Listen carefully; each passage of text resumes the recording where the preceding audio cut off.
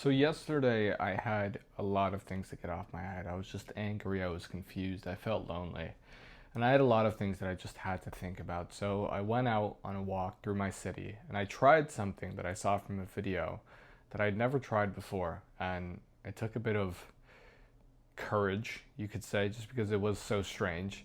And I'll let you know now what it is, but it was just freeing. Like all this abstract thoughts that I had in my head just formed into more creative, structured ideas. And I had more clarity on what I want to do next. And so I'll tell you now what it was. I went out for a walk and I was seeing everybody and I just felt lonely. I felt like I wanted to talk to people, but I didn't know what to talk to them about. And even if I did talk to them, they probably wouldn't want to talk about the things that I want to talk about. And so I was like, who's the one person that could talk about everything with me? Me. Because you know yourself the best. You're like your own best friend. You know everything that you enjoy talking about. You know the answer. Well, you don't know the answer to all your questions, but you know how to have a good conversation at the very least.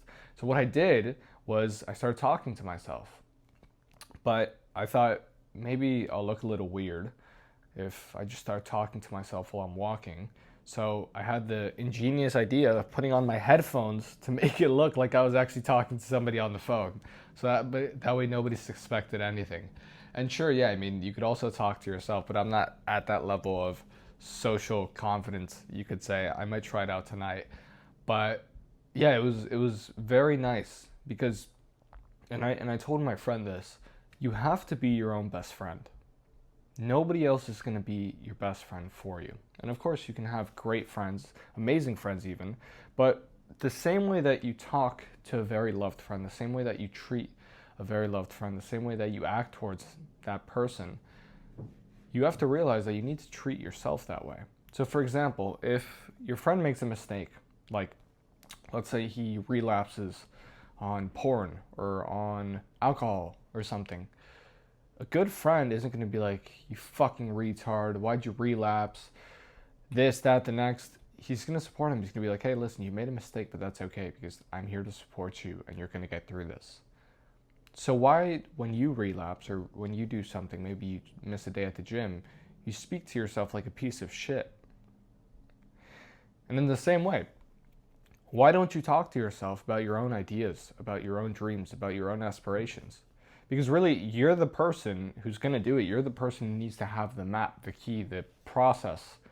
And you're the only person who can build that. Sure, you can talk to other people and they can help, but there's nobody who knows more about where you want to go than you. So I'd encourage you to actually talk to yourself much more often, especially if you're alone most of the time. For example, I'm at home most of the time, so I don't really get out much. Don't really socialize as much. Not to say I'm an insult or anything. I just, I'm working, etc. I work from home. Try talking to yourself. Just try it. It's going to be better for communication because you're going to be able to make debates with yourself and you have good points and, you're going to be able to go back and forth with yourself.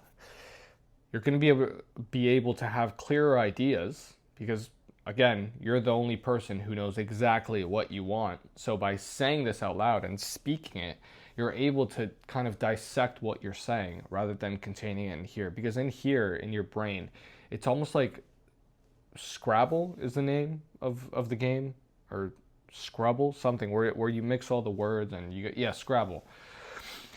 It turns into like a sort of Scrabble. All your ideas are mixed with the next idea. It's almost like a matrix of ideas. But once you speak them out, you kind of are able to organize them more, and they're able to go back into your brain as organized, composed thoughts. And then lastly, what it serves for is to not feel lonely, right? So for example, let's say that your friend can't come over, or even if a friend did come over, you feel lonely. It's probably due to a lack of self-love. And so if you start talking with yourself, you'll understand more about yourself. Because there's a part of yourself that you don't even know. So it's almost like you're talking to a whole another person inside of you.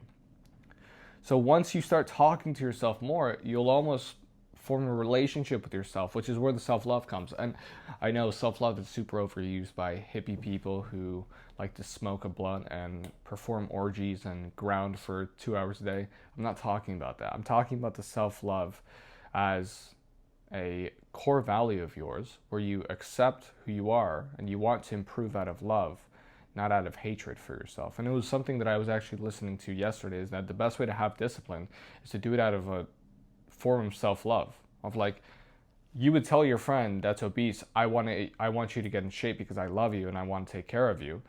You should tell yourself that. You wouldn't tell your friend, hey, you fat piece of shit, you need to get in shape, or if not, you're useless, etc.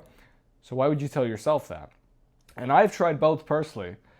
Discipline from a perspective of self-love and discipline from a perspective of self-hatred.